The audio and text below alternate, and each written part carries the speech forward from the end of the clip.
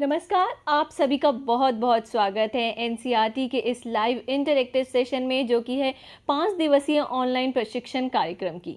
मैं सृजन राजपूत आप सभी का स्वागत करती हूं और आप हमें देख रहे हैं ई विद्या चैनल नंबर 6 से लेकर 12 पर और हमारे official YouTube channel NCERT official के माध्यम से। तो ये 5 घंटे की 5 दिवसीय ऑनलाइन प्रशिक्षण कार्यक्रम है, ऑनलाइन प्रशिक्षण श्रृंखला है, जिसमें कि हर दिन हर घंटे एक नया विषय लिया जाएगा और आपको उस बारे में बताया जाएगा, अवगत कराया जाएगा। क्योंकि हमारी इस 5 दिवसीय ऑनलाइन प्रशिक्षण श्रृंखला का इस हफ्ते का विषय है 11 मार्च से लेकर 15 मार्च तक केंद्रीय शैक्षिक प्रौद्योगिकी संस्थान यानी CIET NCERT की ओर से इसे आयोजित किया जा रहा है। विशेष आवश्यकता वाले बच्चों के लिए डिजिटल प्रौद्योगिकी।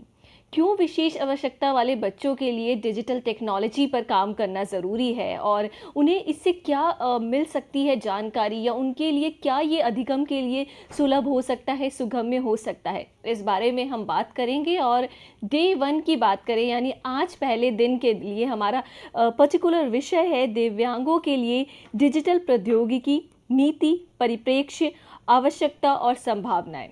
तो इन सभी पर विस्तृत जानकारी देने के लिए हमारे साथ अतिथि भी हैं, उनका परिचय भी आप सभी से साझा करूंगी। और पहले बात करें परिरूप की, तो परिरूप में अगला जो दिन आता है यानी डे 2 के दिन हमारा विषय होगा दिव्यांगों के लिए डिजिटल पहल। डे 3 में हमारा विषय रहेगा अधिगम की सार्वभौमिक रूपरेखा। और चौथे दिन यानी 14 मार्च को हम बात करेंगे डिजिटल प्रौद्योगिकी के माध्यम से अनुकूलित अधिगम पर। और 5वें दिन यानी अंतिम दिन हम सहायक तकनीक पर बात करेंगे।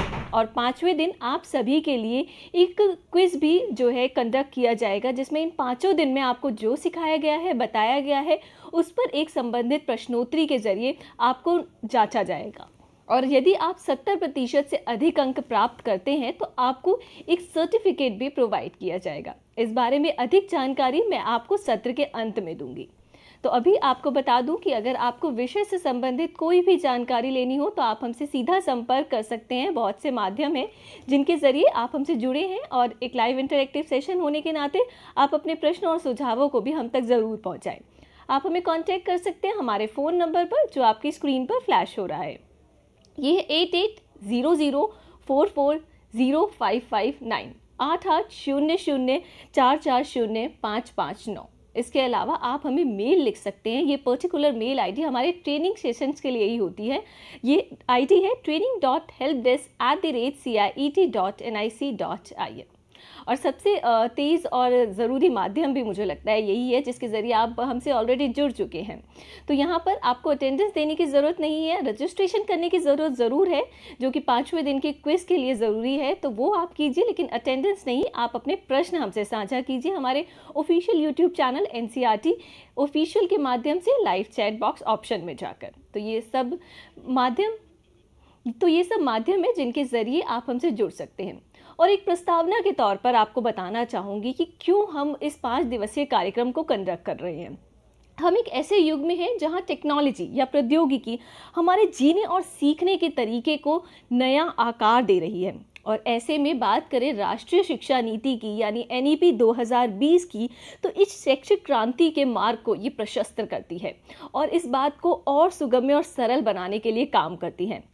हम एक ऐसे भविष्य की कल्पना करते हैं जहां शिक्षा न केवल सभी के लिए सुलभ हो, सबकी पहुंच में हो, बल्कि क्षमताओं या अक्षमताओं के परे वास्तव में समावेशी हो, इंक्लूसिव हो। और इंक्लूसिव क्लासरूम के सत्र हमारे यहाँ CIET NCERT की तरफ से ऑर्गेनाइज भी किए जाते हैं और बहुत से बच्चे उसके माध्यम से नई चीज़ें सीख सकते हैं और अपने सीखने के तरीकों को और सुगम्य और सरल बनाते हैं।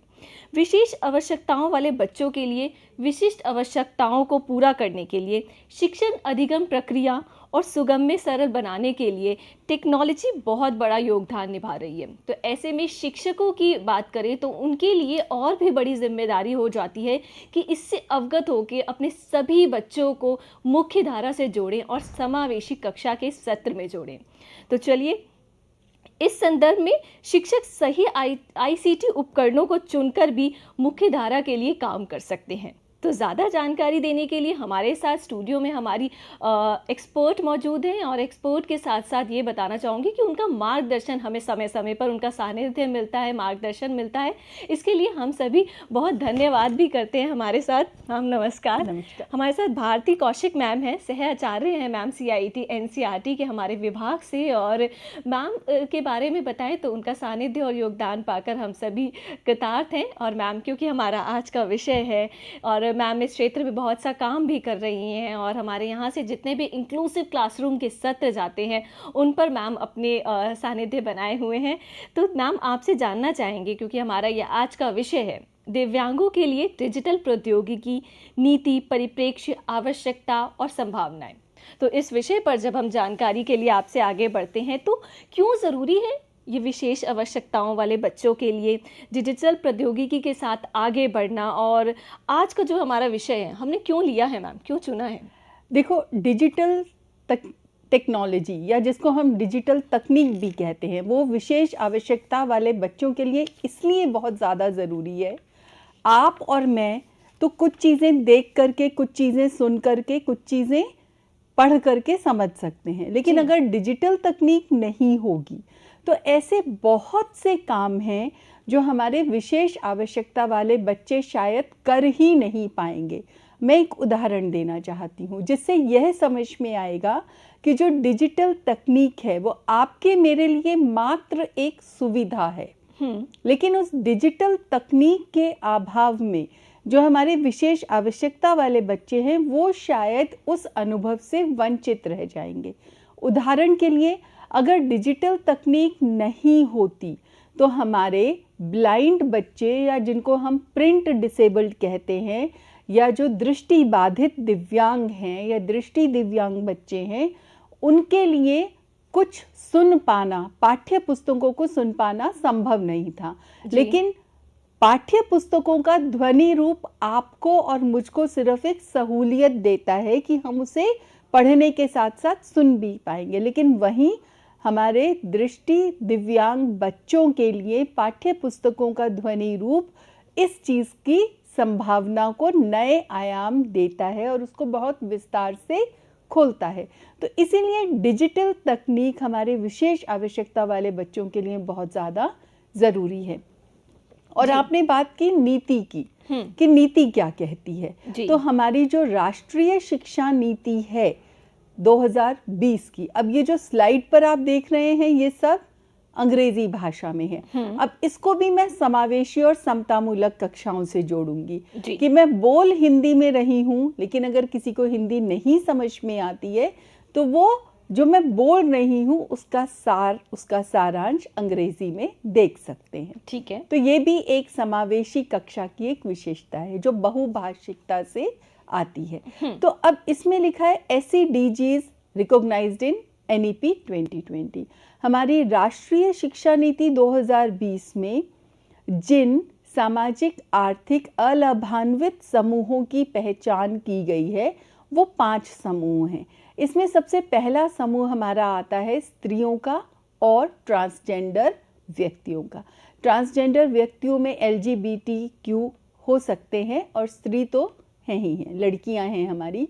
लेकिन ये बात ध्यान रखने की बात है कि चाहे NEP में कहा है कि लड़कियों का मुद्दा है, लेकिन वो खाली लड़कियों से संबंधित नहीं है, क्योंकि ये मुद्दा पुरुषों के लिए भी उतना ही महत्वपूर्ण है, लड़कों के लिए भी उतना ही महत्वपूर्ण है जितना लड़कियों और अदर ट्रांसजेंडर इंडिविजुअल्स के लिए।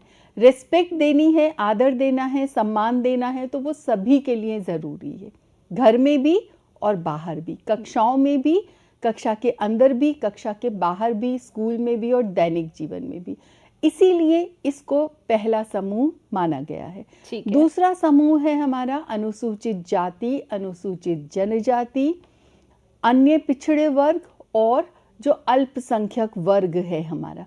इस वर्ग के लिए भी हम राष्ट्रीय शिक्षा नीति 2020 के पहले से ही काम कर रहे हैं, जैसा हम लिंग के लिए कर रहे हैं, हम स्त्री पुरुष और ट्रांसजेंडर्स के लिए कर रहे हैं। तो ये दोनों समूह तो हम पहले से भी पहचानते रहे हैं। जो तीसरा समूह है जिसके लिए हमारी राष्ट्रीय शिक्षा नीति ने द्वार खोले हैं, वो है उन छोटे गांव शहरों से आने वाले विद्यार्थी या जो हमारे एस्पिरेशनल डिस्ट्रिक्ट से आते हैं विद्यार्थी, इन विद्यार्थियों पर पहली बार एक औपचारिक दृष्टि हमारी राष्ट्रीय शिक्षा नीति 2020 ने डाली है। ठीक है। चौथा समूह है हमारी माइग्रेंट कम्युनिटीज का, घुमंतु समुदाय से जो आते हैं। ये लोग कहीं एक जगह टिकते नहीं हैं और इसमें माइग्रेंट लेबर्स भी हैं, ऐसे लोग भी हैं जो मौसम के अनुसार या स्थिति के अनुसार एक जगह काम करके फिर दूसरी जगह चले जाते हैं, तो उनको घुमंतु आप मजदूर कह सकते हो। तो जब पेरेंट्स जाते हैं तो उनके बच्चे भी साथ में जाते हैं, और जब बच्चे जाते हैं तो साधारण सी बात है कि उनकी पढ़ाई भी डिस्टर्ब होती है। तो ये हमारा चौथा समूह है, और इसमें लो हाउस होल्ड इनकम्स, मतलब जिनकी मासिक आय कम है, वो वाले परिवारों के बच्चे शामिल हैं।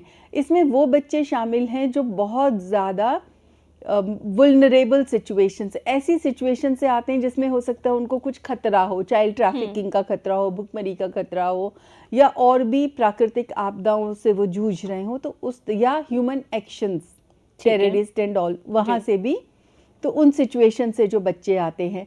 तो ये सारे बेगर्स, आपने देखा होगा जब आप मेट्रोज में जाते हैं या ट्रैवल करते हैं गाड़ी से, तो रेड लाइट पर अक्सर बच्चे भीख मांगते हुए दिखते हैं, तो वो वाले बच्चे भी हमारे चौथे समूह में आते हैं, अलाभान्वित ग्रुप के। और जो पांचवा समूह है हमारा, वो है डिसेबिलिटीज का, दिव्यांगताओं का। डिसेबिलिटी या दिव्यांगताएं वो समूह है जिन पर हम अभी तक समावेशी शिक्षा के अंतर्गत काम कर रहे थे। तो हमारा मुख्य जो ध्यान था वो सिर्फ डिसेबिलिटीज पर था या दिव्यांगताओं पर था। और दिव्यांगताएं भी कितनी तरह की, 21 तरह की दिव्यांगताओं को हम दिव्यांगजन अधिकार अधिनियम 2016 के बाद से पहचानते हैं। राष्ट्रीय शिक्षा नीति 2020 ने क्या किया, इसने हमारा ध्यान जो हमारी पहली, दूसरी और पांचवी जो हमारा समूह है उससे थोड़ा हटा करके तीसरे और चौथे समूह को भी इसने समावेशन के अंतर्गत जोड़ा है। ठीक है। तो पहले हम सिर्फ काम कर रहे थे दिव्यांगताओं के लिए, हम काम कर रहे थे लिंग आधारित विषमताओं को दूर करने के लिए, हम काम कर रहे थे अनुसूचित जाति, जनजाति, अन्य पिछड़ा वर्ग और अल्पसंख्यकों के लिए। लेकिन NEP 2020 ने जो पहला काम किया वो ये किया कि 2 और समूहों को समतामूलक और समावेशी शिक्षा के दायरे में लेकर के आए। और ये ऐसे समूह हैं जो जियोग्राफिक आइडेंटिटीज है, जिनकी एक भौगोलिक रूप से पहचान है कि वो दूर दराज के क्षेत्रों से आते हैं, वो छोटी जगहों से आते हैं जहाँ पढ़ाई की शायद उतनी सुविधाएं नहीं हैं। और सामाजिक आर्थिक स्थितियों में ऐसी स्थितियों को शामिल किया गया जिन पर शायद अभी तक हमारा ध्यान बहुत ज़्यादा औपचारिक रूप से नहीं था। तो ये तो हुई नीति की बात। समावेशी शिक्षा के परिप्रेक्ष्य में नीति हमारी क्या कहती है। और मैम आगे बढ़ें, और क्योंकि हम अपने विषय पर आए वापस, तो विषय हमारा ये कहता है कि हम दिव्यांग बच्चे जो हैं उनके लिए डिजिटल प्रौद्योगिकी में कुछ ऐसे बदलाव करें जिससे कि वो और मुख्य धारा की ओर बढ़ें, उनसे जुड़ें। तो ऐसे में दिव्यांग बच्चों को मुख्य धारा में जोड़ने के लिए क्या कदम उठाए गए या क्या नए प्रोविजंस लाए गए, उन पर भी आपसे प्रकाश चाहेंगे। बिल्कुल। देखो, जो हमारी राष्ट्रीय शिक्षा नीति 2020 है वो उसका डिजिटल या प्रौद्योगिकी पर, ICT पर बहुत ज़्यादा जोर है। वो बहुत ज़्यादा जोर देती है कि हम बहुत ज़्यादा ICT का इस्तेमाल अपने डे टू डे लाइफ में करें। इसीलिए अगर आप स्लाइड पे भी देखना चाहेंगे तो जो आखिरी बुलेट पॉइंट है वो कहती है असिस्टिव डिवाइसेस, सहायक उपकरण, उचित तकनीकी आधारित उपकरण और भाषा उपयुक्त, उचित भाषा उपयुक्त शिक्षण अधिगम सामग्री का इस्तेमाल होना चाहिए।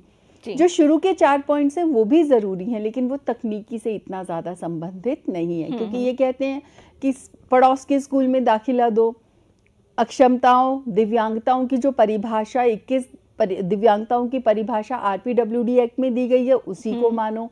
तीसरा पॉइंट कहता है कि स्कूल कॉम्प्लेक्सेस बनाओ और सबको जो साधन है, संसाधन साझा करो। चौथा पॉइंट कहता है कि विद्यालयों में जो भी बाधाएं हैं इंफ्रास्ट्रक्चर में, संरचना से संबंधित, उनको हटाओ। और पांचवा पॉइंट असिस्टिव टेक्नोलॉजी यानी डिजिटल टेक्नोलॉजीज की बात करता है। ये हमने NEP से लिया है। अब आप कह रहे हैं कि क्या क्या सहायक तकनीकें हो सकती हैं।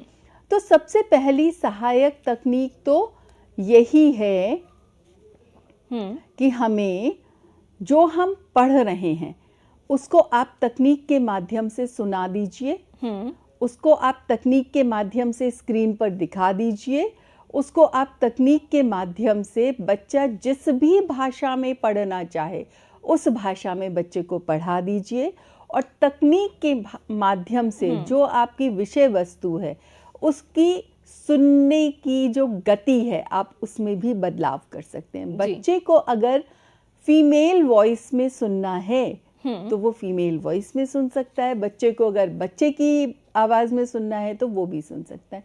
तो सहायक तकनीकें बहुत सारी हैं जो हमारी शिक्षा को अभी सहज और सुलभ बना रही हैं। जी मैम, एक प्रश्न आपसे और जानना चाहूँगी यहाँ पर, क्योंकि हम समय समय पर संशोधन वाली चीज़ों को भी लाते हैं। जैसे हमारा अगर हम बात करें कि कुछ हमें जोड़ना हो, मान लीजिए इन 21 अक्षमताओं के अलावा भी कोई अक्षमता किसी बच्चे में नए तौर पर पाई गई है, क्योंकि पेरेंट्स जानते हैं बच्चों को और वो स्कूल से अप्रोच कर रहे हैं कि नहीं ऐसा है, और फिर वो आगे एक जरिया भी अपनाते हैं कि थ्रू कोर्ट भी उसको चाहते हैं कि वो लॉ में आए। तो इसको लेकर समय समय पर जो संशोधन है उनमें ये कैसे अमेंडमेंट्स होते हैं?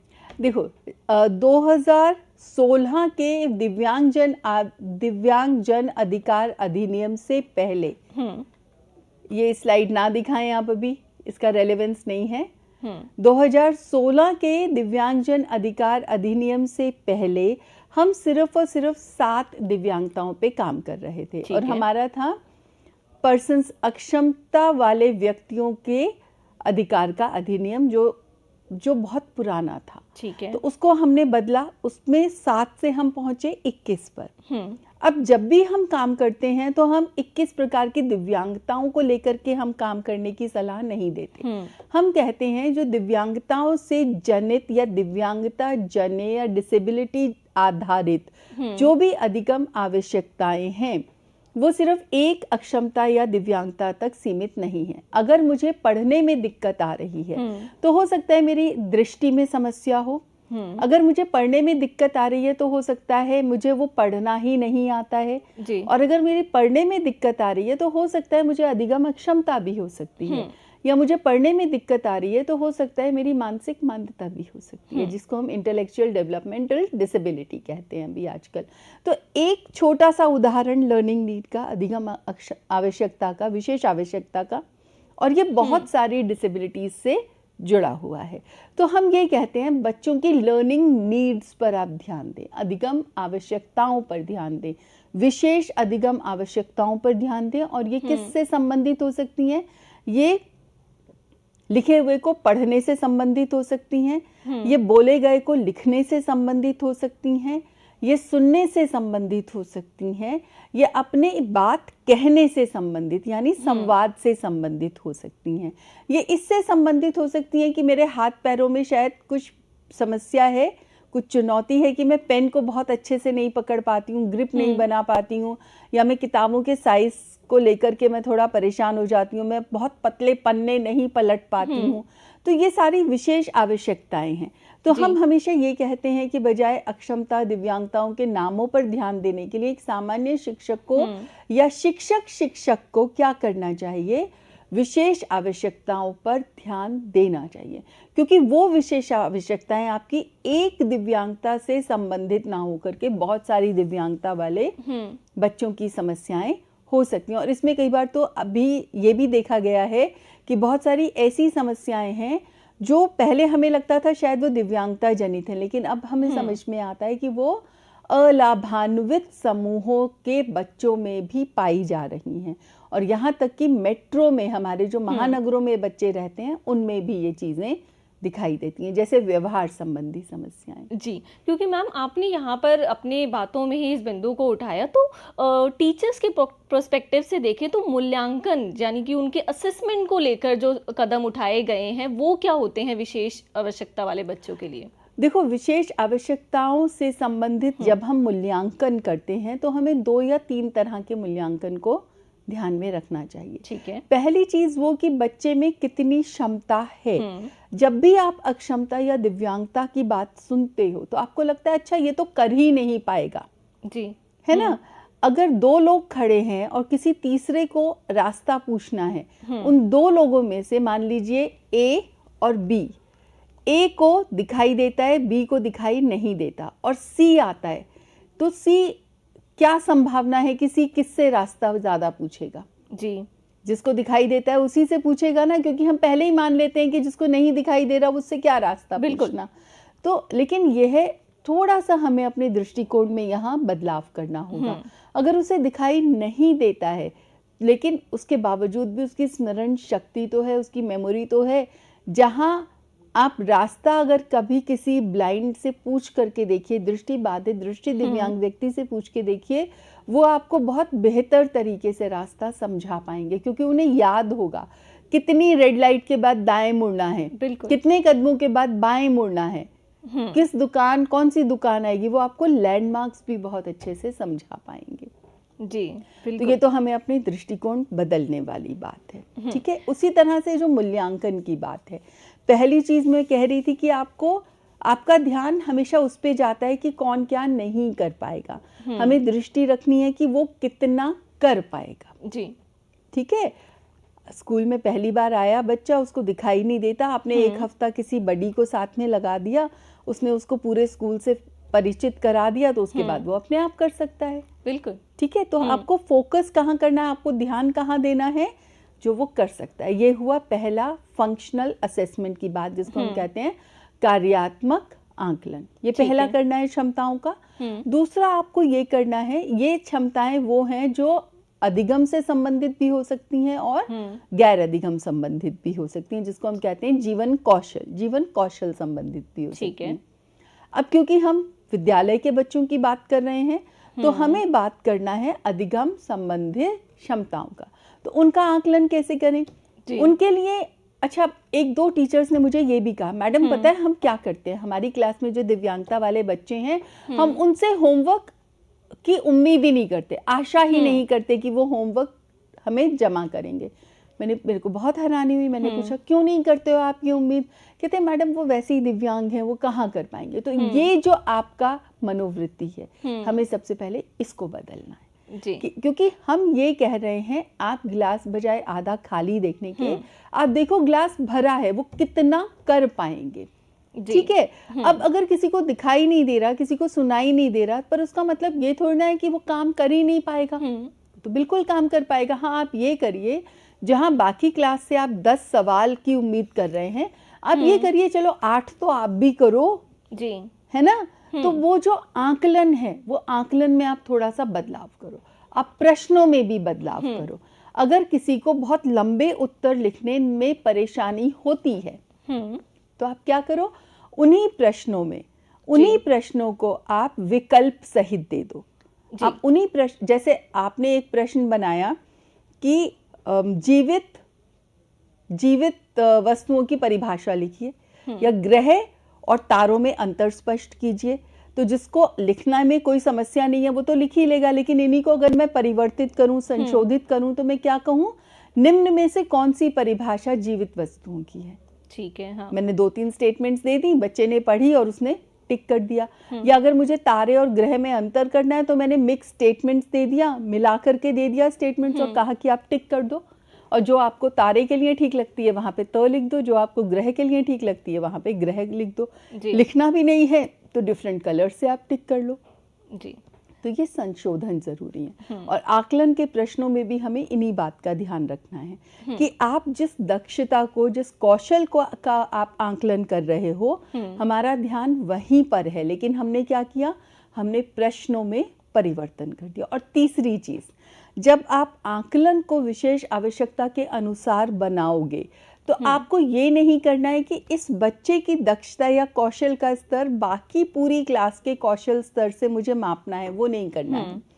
इस बच्चे ने पिछले आकलन से अब तक क्या सुधार हुआ, उसका जो अपना पिछला प्रदर्शन है, आप उसके आधार पर उसको देखोगे कि उसने क्या प्रगति की है। जी, क्योंकि ये तो हमें मान के चलना ही पड़ेगा, विशेष आवश्यकताएं तो हैं ही हैं बच्चे की। जी, हम सह आचार्य CIT NCERT Bharti Kaushik ma'am से बात कर रहे हैं और हमारा आज का विषय है दिव्यांगों के लिए डिजिटल प्रौद्योगिकी नीति, परिप्रेक्ष्य और आवश्यकताएं और संभावनाएं। विषय पर बात करते करते हमने संशोधन से जुड़ी बात भी की और कैसे शिक्षकों के नज़रिए से आकलन हो सकता है, असेसमेंट हो सकता है, इस पर भी हमने बात की।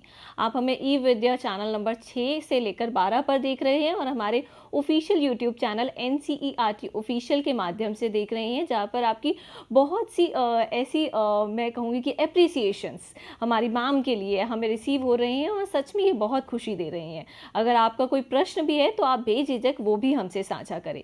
तो वापस विषय पर आते हैं और मैम से जानते हैं कि मैम मुख्य नीतियाँ जो इस विषय से संबंधित हैं उन पर अब आपसे विस्तृत जानकारी चाहेंगे। बिल्कुल, और नीतियों पे बात करने से पहले मैं एक स्लाइड दिखाना चाहूँगी। ये मेरी जिसको कहते हैं ना, जो मुझे बहुत पसंद है वो प्रारूप है समावेशी कक्षा का। आप देखिए 5 बच्चे हैं और पांचों डिफरेंट अलग अलग तरीके से अपना काम कर रहे हैं। एक कंप्यूटर खोल करके ICT की सहायता से, उसी के साथ जो बच्चा बैठा है वो रंगों से खेल रहा है या काम कर रहा है। एक बच्चा पहली लाइन में जो बैठा है वो किताब पढ़ रहा है, बीच में जो लड़की बैठी है उसने हेडफोन लगाए हैं, वो सुन रही है, और जो साथ में बच्चा बैठा है वो उसके हाथ में परख नली है, टेस्ट ट्यूब है जी। तो क्या टीचर ने कितनी फ्लेक्सिबिलिटी, कितना लचीली अपनी कक्षा रखी है कि वो पढ़ा शायद एक ही विषय रहा है टीचर, लेकिन सबको अपनी अपनी पसंद का माध्यम चुनने की स्वतंत्रता है। जब ऐसी कक्षाएं होती हैं तो ये कक्षाएं हमारी सही मायने में समतामूलक और समावेशी कक्षाएं हैं। तो अब आप बात कर रहे थे कि मुख्य नीतियां, तो मुख्य नीतियों में मैं बात करना चाहूँगी। सबसे पहले हमारी जो शिक्षा नीति ने कहा है कि आप एक समावेशी फंड बनाओगे, और वो समावेशी फंड क्या है? वो ये कहता है कि आप अपने विद्यालय के बजट में से कुछ बजट रखोगे ताकि आप समावेशी कक्षा के लिए आप उसको इस्तेमाल कर पाओ। और इसको खर्च आप कहाँ करोगे? जब आपका जो शाला समूह बनता है, स्कूल कॉम्प्लेक्स बनता है, तो स्कूल कॉम्प्लेक्स में आपके संसाधन साझे होते हैं। तो वो साझे संसाधन कैसे होते हैं कि आप एक स्कूल कॉम्प्लेक्स में मल्टी कैटेगरी स्पेशल एजुकेटर रखोगे, विशेष शिक्षक जिसको बहुदिव्यांगताओं की जानकारी हो। आप एक संसाधन केंद्र बनाओगे। संसाधन केंद्र में थेरेपी की व्यवस्था होती है, सहायक उपकरणों की व्यवस्था होती है, और आप साथ ही साथ जो आपका स्कूल कॉम्प्लेक्स है उसमें डिसेबिलिटीज से संबंधित अकोमोडेशन, मतलब जो आपकी संरचना की बाधाएं हैं कि जहाँ पे सीढ़ियाँ हैं वहाँ पर आप रैंप भी बना दो, जहाँ पर अगर आपका वॉशरूम है तो एक दिव्यांगता सहूलियत या सुगम्य वॉशरूम बना लो आप, तो वो आपका डिसेबिलिटीज अकोमोडेशंस हैं। फिर आप सहायक तकनीकी का जितना इस्तेमाल कर सकते हो आप उतना करो। और जो आपका लैंग्वेज एप्रोप्रिएट लर्निंग टीचिंग, जैसे अभी मैंने कहा कि मैं हिंदी में बोल रही हूँ पर लिखा अंग्रेजी में है, तो वो बहुभाषिकता के आधार पर भी आप अपना काम करें। लेकिन ये कैसे होगा? हर स्कूल में, क्योंकि भारत में संख्या इतनी बड़ी है, विद्यालयों की भी, विद्यालय जाने वाले बच्चों की भी, उसमें विशेष आवश्यकता वाले बच्चों की भी, कि हर विद्यालय में एक विशेष शिक्षक देना शायद संभव नहीं है। तो इसीलिए ये सुझाव दिया गया, विद्यालयों का एक समूह बनाया जाए, उनका एक कॉम्प्लेक्स बनाया जाए, और जितने संसाधन हैं उनको हमें साझा करना चाहिए। ये देखिए, ये बहुत सुंदर सा एक चित्र है जिसमें बच्चे आपस में साइन लैंग्वेज में बात कर रहे हैं, और जो ऊपर दिया हुआ है वो आपके अल्फ़ाबेट्स हैं जिनको हम फिंगर स्पेलिंग्स कहते हैं इंग्लिश की। बहुत आसानी से आपको गूगल पे मिल जाएगा। अब क्योंकि समतामूलक और समावेशी कक्षा के लिए शिक्षा नीति 2020 में सिर्फ और सिर्फ दिव्यांगताओं की बात नहीं की गई है, तो इसीलिए जो कुछ प्रावधान है उसमें है कि बाइसिकल दे दीजिए आप, ताकि लड़कियों को स्कूल आना जाना, और लड़कों को भी अगर दूर स्कूल है तो उसमें सहूलियत हो। मुक्त विद्यालय की भी उसमें बातचीत की गई है। तकनीकी इंटरवेंशंस कर दीजिए ताकि बच्चे, ऑनलाइन क्लासेस का सबने एक्सपीरियंस किया है कोरोना में, तो अगर बच्चे को कोई बीमार हो गया या कुछ ऐसी स्थिति हो गई कि बच्चा स्कूल नहीं आ पा रहा है, आप वो लेसन रिकॉर्ड करके दे दीजिए बच्चे को, बच्चा अपने उसमें देखता रहेगा आराम से।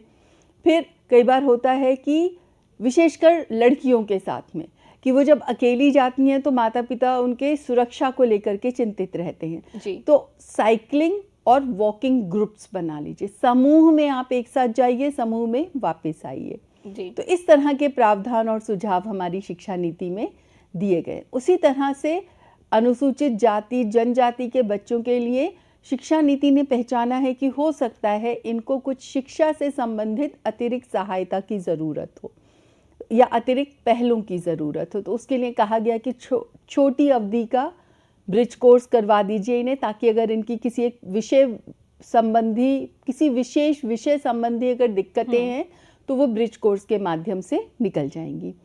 फिर हॉस्टल्स बना दीजिए किसी किसी क्षेत्र में जहाँ पर लगता है कि स्कूल बहुत दूर हैं और हर जनसंख्या तक आप नहीं पहुँच पा रहे हो, वहाँ हॉस्टल की सुविधा देने की बात की गई है। फिर ये भी कहा गया है कि एक सिंगल विंडो फाइनेंशियल असिस्टेंस हो, जितनी भी प्रावधान है उसके लिए आपको एक खिड़की, एक कमरे से दूसरे कमरे, एक टेबल से दूसरे कमरे पे चक्कर ना लगाना पड़े, single window assistant and coordination की बात है। और साथ ही ये भी कहा गया कि आपको जो भी विद्यालय संस्कृति बनानी है वो आपकी समता मूलक हो, मतलब समता के आधार पर हो, ना कि समानता के आधार पर। अब आप जानना चाहेंगे कि अंतर क्या है समता और समानता में। समानता में तो हम कहेंगे सबको एक जैसी कुर्सियां दे दो, ठीक है, ठीक है। समानता में हम कहेंगे कि विद्यालय की जो पाठ्य पुस्तकें हैं वो सबको अंग्रेजी या हिंदी या तमिल, कन्नड़ या जो भी आपकी भाषा है जिसमें आपका विद्यालय चलता है उसमें दे दो। समानता में हम और किताबें कैसी दो, प्रिंटेड दे दो, यही होता है ना पाठ्य पुस्तकें। ये तो हमारा समानता का सिद्धांत है। लेकिन अगर समता का सिद्धांत है तो वो क्या कहेगा कि देखो इसकी शायद लंबाई थोड़ी सी कम है बच्चे की, तो इसको शायद ऊंची चेयर की आवश्यकता होगी, तभी वो डेस्क पे बैठ करके काम कर पाएगा। तो वो जो डेस्क टेबल चेयर है उसकी थोड़ी सी हम क्या करेंगे, उसमें थोड़ा परिवर्तन कर देंगे ताकि इस बच्चे को सहूलियत हो जाए। तो हमने क्या किया, एक बच्चे की आवश्यकता का ध्यान में रखते हुए हमने परिवर्तन किया। तो ये समता का सिद्धांत है कि हमने हर व्यक्ति को सहूलियत दी। मुझे दिखता नहीं है और आप मुझे प्रिंटेड किताबें दे दो तो वो तो मेरे किसी काम की नहीं है, तो मुझे क्या करना पड़ेगा, समता के सिद्धांत का पालन करते हुए मुझे वो किताबें या तो ऑडियो बुक्स में देना पड़ेगा या मुझे साइन लैंग्वेज में देना पड़ेगा अगर मुझे सुनाई भी नहीं दे रहा है तो ये हमारा समता का सिद्धांत है। तो समता का सिद्धांत कहता है प्रत्येक व्यक्ति विशेष की आवश्यकताओं का ध्यान रखना है, और समानता सबको एक ही जैसा प्रावधान। तो ये अंतर है दोनों में। जी, तो मैम क्यों ये सच में एक विस्तृत अवधारणा की बात है। और अगर ऐसे में क्योंकि बच्चे हैं और बच्चों के मन में आता है कि मैं तो ऐसे कर रहा हूँ लेकिन ये इसको ज़्यादा फैसिलिटी मिल रही है, शायद मुझसे ज़्यादा मिल रही है बच्चों के नज़र से देखें, या कभी कभी शिक्षक भी ऐसे में पॉइंट आउट करते हैं कि हमारे बच्चे को तो ये फैसिलिटी नहीं मिली, इस बच्चे को मिली है। तो ऐसे में एक खुली सोच की भी ज़रूरत है। तो ऐसे में हमारी ये नीतियाँ क्या कहती हैं? हमारी नीतियाँ ये कहती हैं कि सकारात्मक डिस्क्रिमिनेशन, जिसको हम भेदभाव कहते हैं जी, हमारी नीति ये कहती है कि अभी तक समाज में जिसको कोई लाभ नहीं मिला है, जो वंचित रहा है सुविधाओं से, जो वंचित रहा है विकास से, उसको बहुत ज़्यादा ध्यान देने की ज़रूरत है। अगर किसी कारणवश आपने दिव्यांग बच्चों को विद्यालय नहीं आने दिया, आपने किसी कारणवश लड़कियों को घर बिठा लिया कि ये छोटे भाई बहनों की देखभाल करेंगी या माँ का हाथ बटाएंगी काम में, तो वहाँ पे क्या करना है, सकारात्मक हस्तक्षेप करना है। तो सकारात्मक हस्तक्षेप क्या कि आप लड़कियों को स्कूल भेजो, सरकार पढ़ाई मुफ्त कराएगी। आप लड़कियों को स्कूल भेजो, सरकार लैपटॉप देगी या बाइसिकल देगी या वॉकिंग ग्रुप्स बनाएगी। या दिव्यांग बच्चों को अगर आप भेजोगे तो आप उनके लिए सहायक तकनीक आपको मिल जाएगी, आपको सुगम्य पुस्तकालय मिल जाएगा, आपको टैबलेट्स भी मिलेगी। अब इसको देखते हुए जो गैर दिव्यांग हैं या जो गैर विशेष आवश्यकता वाले बच्चे, उनको लगेगा अच्छा ये तो बहुत बड़ी बात है, इनको तो एग्जाम डेज में मुझे 3 घंटे मिलते हैं, इनको 30 मिनट्स एक्स्ट्रा मिलते हैं, मिलते हैं ना एग्जाम्स में। तो अब इस सोच को बहुत बहुत नजाकत से शिक्षक को संभालना होगा, शिक्षक और शिक्षकों को संभालना होगा। जो शिक्षक प्रशिक्षक हैं उनको भी इस मुद्दे को बहुत बहुत नजाकत और समझदारी से संभालना होगा, उनको समझाना होगा। अब बच्चे तो बच्चे हैं, उनके मन में ये चीज़ें आ सकती है, तो हम एक बहुत छोटा सा अभ्यास कई बार कराते हैं अपनी कार्यशालाओं में कि चलो ठीक है, तुम्हें लगता है ना कि उसको टेप रिकॉर्डर अलाउड है क्लास में, क्योंकि उसको दिखता नहीं है तो वो लेक्चर रिकॉर्ड करता है बच्चा। तो हम एक काम करते हैं, आज हम पूरे दिन के लिए अपनी आंखों पे पट्टी बांध के काम करेंगे। ठीक है, जब हम ऐसा करते हैं तो क्या होगा, जिसको नहीं दिखाई दे रहा वो भी तो उन्हीं के समूह का हिस्सा है, और मुझे दिखाई देता है लेकिन आपने मेरी आंखों पे भी पट्टी बांध दी जी। तो मैं चाहे जितना मर्जी कहती रहूं कि उसको ये कठिनाई होती है, पर जब वो कठिनाई आप खुद महसूस करते हो जी, तब आप और ज़्यादा संवेदनशील होते हो, और आपने जो विचारों में खुलेपन की बात की, मुक्तता की बात की, वो तभी आती है जब आप उस कठिनाई को निजी तौर पर महसूस करते हो। वो कहते हैं ना अंग्रेजी में, खाली उसी को पता होता है, only the wearer knows where the shoe pinches. Yes ma'am, कि जिस पर बीतती है खाली उसी को पता होता है। जी मैम, बहुत बहुत सरल शब्दों में आप अपनी बातों को कह रही हैं, और सच में जितने भी हमारे साथ व्यूअर्स जुड़े हुए हैं वो इतनी सारी प्रशंसाएं और इतनी सारी सराहनाएं आपके लिए भेज रहे हैं। इसे जानकर, इसे देखकर सच में बहुत खुशी हो रही है। और एक बात जो मैं भी समझ पाई हूँ इन बातों से, कि हम ये तो देख रहे हैं कि उस बच्चे को प्लस मिला, लेकिन उससे पहले जो उसके माइनस थे वो हमने काउंट नहीं करे। तो यहाँ मैम ने बहुत सरल शब्दों में इस बात को समझा दिया। मैम, आगे इस विषय से जुड़े जो हमारे एसेंशियल पॉइंट्स हैं उन पर भी जानकारी चाहेंगे। बिल्कुल, और इसके साथ ही जो भी दर्शक हमारे साथ जुड़े हैं उनसे एक करबद्ध ये प्रार्थना है कि ये सही समय है कि आप हम लोगों से अपने सवाल सीधे सीधे पूछें। बिल्कुल, है ना, क्योंकि ये मौका बहुत बहुत ज़्यादा नहीं मिलता है, बहुत बार बार नहीं मिलता है, कभी कभी मिलता है। तो आज मैं हूँ आपकी विशेषज्ञ, कल कोई और हैं, तो इन विषयों से संबंधित जो भी आपके सवाल हैं, जो भी आपके प्रश्न हैं, आप उनको पूछें जरूर जी। अब समावेशी और समतामूलक जब कक्षा में आप और मैं होते हैं तो हमें 3 चीज़ों का ख्याल रखना पड़ता है, चाहे फिर वो सहायक तकनीकी की बात है या ICT की बात है या डिजिटल टेक्नोलॉजीज़ की बात है जी। हम क्या करते हैं, पहली चीज़ कि आप अपने विद्यार्थी को जाने, नो योर लर्नर, कि आपका जो बच्चा है वो क्या जानता है।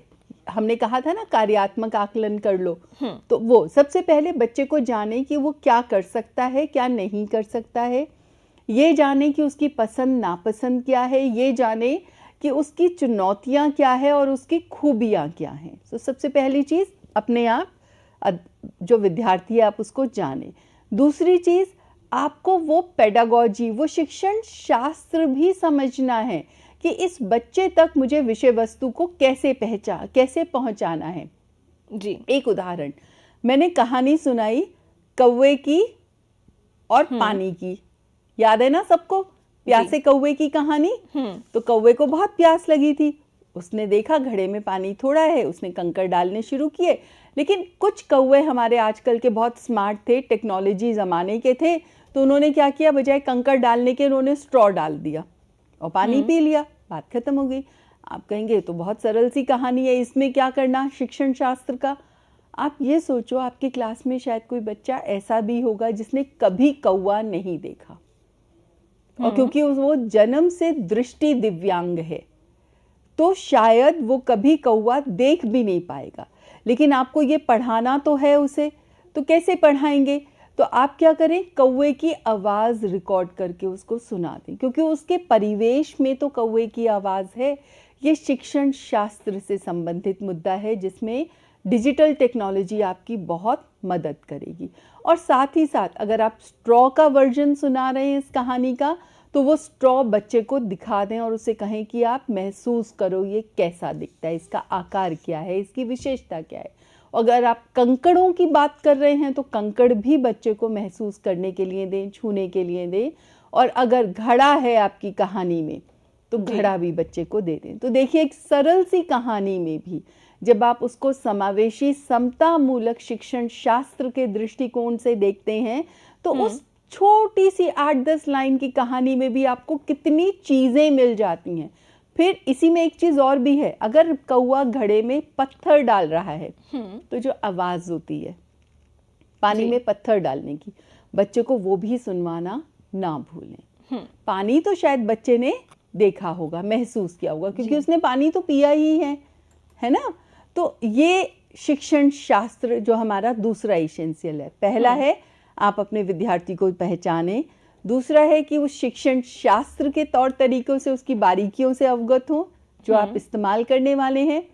तीसरी, अपनी विषय वस्तु से बहुत बहुत अच्छी तरह से परिचित हो, क्योंकि ये कहानी मैंने भी सुनी है बचपन में, आपने भी सुनी होगी और अपने बच्चों को भी सुनाई होगी, विद्यार्थियों को भी सुनाई होगी, लेकिन इस तरह से समावेशी कक्षा के परिप्रेक्ष्य में हमने शायद ये कहानी नहीं इस तरह से सोची होगी जी। तो वो सोचना जरूरी है। तो हमारे 3 इसेंशियल तो ये हुए। फिर एक चित्र हम देख ही चुके हैं। अच्छा, हाँ बोलिए। आगे बढ़ने से पहले एक प्रश्न ले लेते हैं। हमारे साथ हमारी एक व्यूअर जुड़ी हुई हैं, लियाक। ये चाहती है, could you restate the 4 points of assessment in English once for the viewers? Okay, I was talking about functional assessment that tells you what are the abilities that your child has, what are the things that the child will be able to do, and what are the things child won't be able to do. This is the first thing. Second thing, when you are doing assessment related to academic activities, then what you have to do is make some changes in the format of the question. If you are expecting everybody to write the definition of living organisms, then maybe for this child what you can do is you can give statements, mixed statements, and ask the child to pick the correct statement which defines living organisms. So this kind of changes will help you in assessing the same competency and skill, same knowledge level, but without adding the load to the child, because the child may not be able to write. This was the second point. And third point was, instead of comparing the child's performance with the entire class, kindly compare the child's performance with his or her previous performance or past performance. So reference point for child with special needs should be his or her past performance instead of the whole group's average performance. So these were the 3 essential points that I said about the assessment or आंकलन। जी, that's wonderful. Ma'am, now हम अपने topic पर बढ़ते हैं। बिल्कुल। So RPWD Act 2016 brought us, इसने हमें क्या किया, 7 से 21 दिव्यांगताओं तक ले गए। ठीक है। लेकिन ये जो RPWD Act 2016 है, ये कोई ऐसा नहीं कि भारत में बैठ के कुछ विशेषज्ञों ने बना लिया हो, ऐसा नहीं है। RPWD एक्ट का भी जो आया है ये स्वरूप, वो यूनाइटेड नेशंस का convention for rights of persons with disabilities, एक ग्लोबल एक कन्वेंशन है, सिद्धांत है, सैद्धांतिक रूप से माने गए हमारे कुछ नियम हैं, वहाँ से निकला है। और उसके जो सिद्धांत हैं वो ये हैं जो ये कहते हैं, और इसी को बिल्कुल अक्षरशः RPWD Act 2016 जो भारत का है उसने माना है। ये कहता है कि व्यक्ति की आंतरिक गरिमा प्रतिष्ठा का हम आदर करेंगे, ठीक है, और हम व्यक्ति को ये स्वतंत्रता देंगे कि वो अपनी इच्छाओं का चयन खुद कर सके, कि वो अपने विकल्पों का चयन खुद कर पाए। हम ये नहीं कहेंगे कि तुम अगर किसी रेस्टोरेंट में गए हो और तुम्हें क्या खाना है, तो अब क्योंकि ब्रेल में अगर मेन्यू अवेलेबल नहीं है तो हम उसके लिए ऑर्डर कर दें, नहीं, ये पहला प्रिंसिपल नहीं कहता है। पहला प्रिंसिपल ये कहता है कि अगर आप कहीं रेस्टोरेंट में खाना खाने गए हैं तो ब्रेल में भी आप अवेलेबल कराओ, साइन लैंग्वेज में भी अवेलेबल कराओ, ताकि वो व्यक्ति अपने विकल्प खुद चुन सके। उसी तरह से पढ़ाई लिखाई में भी बच्चे को अपने विकल्प स्वयं चुनने की आज़ादी होनी चाहिए, फिर चाहे वो बच्चा दिव्यांग ही क्यों ना हो। दूसरा सिद्धांत कहता है नॉन डिस्क्रिमिनेशन, भेदभाव रहित। हमें किसी भी आधार पर भेदभाव नहीं करना है। अरे तुम तो लड़की हो, तुम गणित पढ़ पाओगी, तुम लड़की हो, तुम इलेक्ट्रॉनिक्स कर पाओगी, अरे तुम लड़का हो, क्या तुम कला विज्ञान कर पाओगे, अरे तुम्हें तो दिखाई नहीं देता, तुम्हारे लिए तो संगीत ही ठीक है। नहीं, ये सारे उदाहरण जो मैंने दिए वो भेदभाव वाले हैं। हमें गैर भेदभाव वाला आचरण करना है, मतलब सारे विकल्प हमें सभी के लिए खोलना है। क्या हुआ अगर मुझे दिखाई नहीं देता लेकिन मुझे फिजिक्स पढ़नी है, तो क्यों नहीं मेरा विद्यालय मेरी फिजिक्स की जो प्रयोगशाला है उसको सुगम्य और सहज बनाए ताकि मैं सभी गतिविधि कर पाऊं। तीसरा प्रिंसिपल कहता है कि खाली विद्यालयों में ही नहीं, समाज में भी समावेशन पूर्ण और प्रभावी भागीदारी को प्रोत्साहित करे। अब समाज में कैसे पूर्ण और प्रभावी भागीदारी? आप और मैं तो अपने खाली टाइम में फिल्म देखने चले गए, लेकिन मेरा एक साथी है जिसको सुनाई नहीं देता, जिसको दिखाई नहीं देता, तो वो क्या करे? क्या वो घर पे बैठे? आप और मैं तो पिकनिक पे चले गए टीचर के साथ में, लेकिन हम अपने उस साथी को नहीं लेकर के गए जो सुन नहीं सकता। क्यों? क्योंकि हम शायद चिड़ियाघर जा रहे थे। तो क्या हुआ? आप ले जाओ उसे साथ में, और साथ ही साथ में लेके जाओ एक साइन लैंग्वेज इंटरप्रेटर को जो बताए उसको कि क्या बातचीत हो रही है। तो तभी तो समाज में आपका पूर्ण और प्रभावी भागीदारी होगी। चौथा प्रिंसिपल कहता है कि आप ये मान के चलो कि जो मानव में विविधता है, मानवीय विविधता क्या? कोई बहुत लंबा है, कोई छोटा है, किसी की औसत हाइट है, किसी के बाल काले हैं, किसी के बहुत ज़्यादा घने हैं, किसी के कम घने हैं, किसी की नाक लंबी है, किसी की आंखों का रंग दूसरा है। बिल्कुल ऐसी विविधताओं को तो हम मान लेते हैं ना, सहर्ष स्वीकार करते हैं। बिल्कुल उसी तरह से यह विविधता भी आपको समझनी होगी और स्वीकारनी होगी कि बिल्कुल उसी तरीके से दिव्यांगता या विकलांगता भी मानवीय विविधता का ही एक प्रकार है और हमें उसका आदर करना होगा। यह हमारा चौथा सिद्धांत है जो UNCRPD ने दिया और जिसको 2016 के दिव्यांग जन अधिकार ने माना। फिर हमें अवसर भी समान देने हैं। जैसे साइंस लैब की बात हुई थी, तुम्हें तो दिखाई नहीं देता, तुम क्या करोगे साइंस पढ़ के? नहीं, हमें अवसरों की समानता और समता मूलक आधार पे उपलब्धता सुनिश्चित करनी होगी। अगला सिद्धांत कहता है एक्सेसिबिलिटी, सुगम्यता का। मतलब आप हर एक चीज को सुगम्य बनाओ ना। ये क्या बात हुई कि आपकी एक कक्षा जो बहुत महत्वपूर्ण है बाकी बच्चों के लिए, वो बिल्डिंग के तीसरे फ्लोर पर है। अब ये तीसरे फ्लोर पर वो बच्चा तो शायद ना जा पाए जो बैसाखी पर चल रहा है या जो व्हीलचेयर पर चल रहा है, क्योंकि आपने रैंप नहीं बनाए हैं। तो अब इसमें गलती उस बच्चे की तो नहीं है ना, तो वो तो आपको सुगम्य बनाने पड़ेंगे। वो चीजें आपको सहज रूप से, सुगम्य रूप से उपलब्ध करानी पड़ेंगी। ये हमारा अगला है। फिर एक चीज और आती है कि दिव्यांग पुरुषों को तो शायद आप थोड़ा सा स्वीकार कर लेते हो, लेकिन दिव्यांग लड़कियां या महिलाओं को देखते ही आपके सोचते, आपके दिमाग में आता है, अच्छा एक तो लड़की है, ऊपर से गरीब घर से है, आर्थिक रूप से अगर अलाभान्वित घर से है, सामाजिक रूप से पिछड़े परिवेश से है, तो 3 चीजें हो गई, और चौथी दिव्यांग भी है साथ में। तो ये जो असमानता का भाव है बिटवीन स्त्री एंड पुरुष, उसको भी आपको अलग करना है और सबको समदृष्टि से देखना है। अगर एक दिव्यांग लड़का व्हीलचेयर पर होकर के भी सारे काम कर सकता है, तो वहीं एक दिव्यांग लड़की भी व्हीलचेयर का इस्तेमाल, पहिया कुर्सी का इस्तेमाल करके वही सारे काम कर सकती है।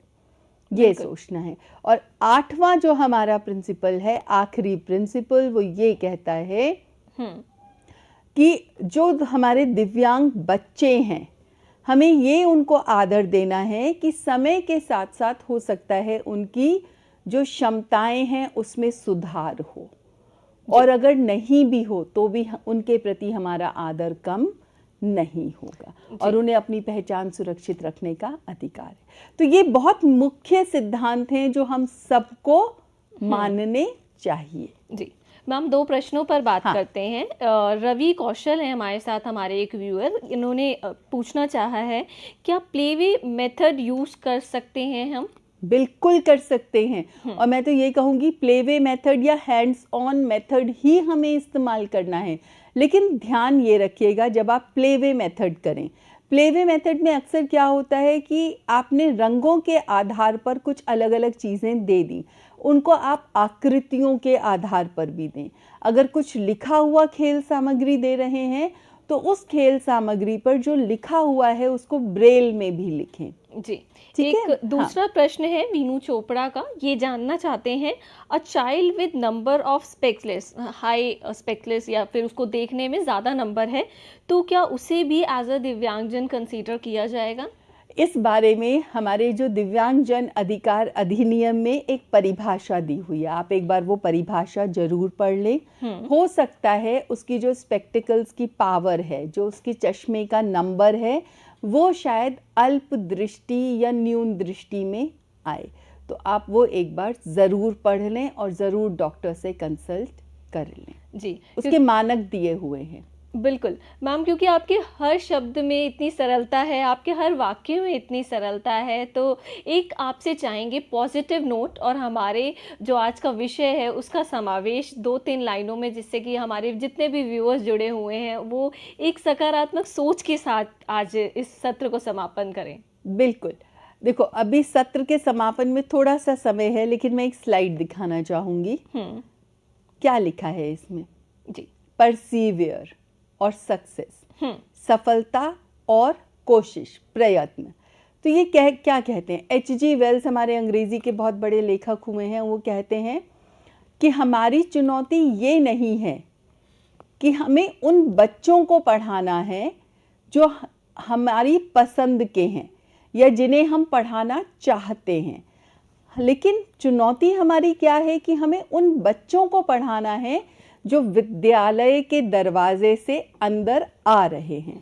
कहने का मतलब ये, विद्यालय के दरवाजे से तो कोई भी बच्चा अंदर आ रहा है, आप वहाँ पे फिल्टर तो नहीं लगा रहे हैं जी। और समग्र शिक्षा, समावेशी शिक्षा की जो हमारी नीतियाँ हैं, वो नीतियाँ हमें उस तरह से बच्चों पर फिल्टर करने की अनुमति भी नहीं देती कि इसका IQ इतना है, इसमें ये क्षमता है, तो इसको तो हम पढ़ाएंगे, अपनी कक्षाओं में बिठाएंगे, तुम्हें नहीं बिठाएंगे, ऐसा तो नहीं है। तो हर एक बच्चा जो हमारी कक्षाओं में प्रवेश पा रहा है, उस बच्चे को पढ़ाना और उसे उस तरीके से पढ़ाना जिस तरीके से उसे समझ में आता है, ये हमारी एक चुनौती है। और ये चुनौती सिर्फ चुनौती ही है, ये असंभव कार्य नहीं है जी। तो यहाँ पे सकारात्मकता क्या है? जो बच्चा आ रहा है उसको पहचानो, उसके परिवेश को जानो, ये जानो कि वो क्या कर सकता है, वो किस चीज़ में दक्ष है, और अपने मन में यह विश्वास रखना बहुत ज़रूरी है कि प्रत्येक बच्चा काबिल है, प्रत्येक बच्चा पढ़ सकता है। जब तक ये विश्वास नहीं होगा, ये संवेदनशीलता नहीं होगी, ऐसी किसी भी ट्रेनिंग का बहुत ज़्यादा प्रभाव नहीं पड़ेगा। नहीं, मुझे लगता है कि मैम आपने इतने सरल शब्दों में आज के दिन की शुरुआत के साथ डे 1 में इतना सुंदरता से हमारे व्यूअर्स के लिए इस विषय को मुझे लगता है कि इतना एक दूसरे के लिए संभव कर दिया है, सरल कर दिया है, तो ज़रूर आप सब समझेंगे। मैं दिल से धन्यवाद करना चाहूँगी। हमारे साथ CIT NCERT की सहआचार्य जुड़ी हैं भारती कौशिक, और हमने आज बात की पहले दिन में दिव्यांगों के लिए डिजिटल प्रौद्योगिकी नीति, परिप्रेक्ष्य, आवश्यकता और संभावनाएं। ये 5 दिवसीय ऑनलाइन प्रशिक्षण कार्यक्रम है जिसका विषय है केंद्रीय शैक्षिक प्रौद्योगिकी संस्थान CIT NCERT द्वारा विशेष आवश्यकता वाले बच्चों के लिए डिजिटल प्रौद्योगिकी। जैसा मैंने आपको कहा था सत्र के शुरुआत में कि ये 5 दिवसीय 5 घंटे का ऑनलाइन प्रशिक्षण कार्यक्रम है, इसलिए 5वें दिन आपके लिए एक सत्रोत्तर प्रश्नोत्तरी यानी क्विज भी कंडक्ट किया जाएगा। जो इन 5 दिनों में आपको सिखाया जाएगा वही हम आपसे जानना भी चाहेंगे। इसके लिए आपको अपने आप को कैसे पंजीकृत करना है, कैसे रजिस्टर करना है, मैं आपको बताना चाहूँगी। अब आप अपनी स्क्रीन पर देखें कि आपको सबसे पहले गूगल में जाकर या किसी भी सर्च इंजन को आप चुनें और वहाँ पे आप CIET टाइप करें। जब आप CIET टाइप करेंगे तो आपकी जो वेब एड्रेस आपको मिलेगा वो होगा ciet.ncert.gov.in। उसके बाद आपको एक्टिविटी सेक्शन में जाना है और वर्कशॉप/ट्रेनिंग का ऑप्शन चुनना है। जब आप इस पेज पर आएंगे तो आप हमारी करंट एक्टिविटी में देखेंगे विशेष आवश्यकता वाले बच्चों के लिए डिजिटल प्रौद्योगिकी पर ऑनलाइन प्रशिक्षण, जो कि हमारे इस 5 दिवसीय कार्यक्रम का शीर्षक है। 11 मार्च से 15 मार्च तक की ये 5 दिवसीय कार्यक्रम है। और जब आप इस पेज पर आएंगे नेक्स्ट आप देखेंगे कि यहाँ पर इस 5 दिवसीय कार्यक्रम को चलाने के बारे में बहुत सी जानकारी दी गई है। हमारी राष्ट्रीय शिक्षा नीति NEP इस संदर्भ में आपको क्या बताती है वो भी आप यहाँ पढ़ सकते हैं। आप एक और देख रहे हैं कि एक प्रारूप है इन 5 दिवसीय कार्यक्रमों का, 5 दिवसीय कार्यक्रमों के विषय का। कौन कौन भाग ले सकता है इस सत्रोत्तर प्रश्नोत्तरी में? रजिस्ट्रेशन के लिए आप चाहे छात्र हो, शिक्षक हो, शिक्षक प्रशिक्षक हो, अभिभावक हो, प्रशासक हो, जनसाधारण में से आप कोई भी हो सकते हैं।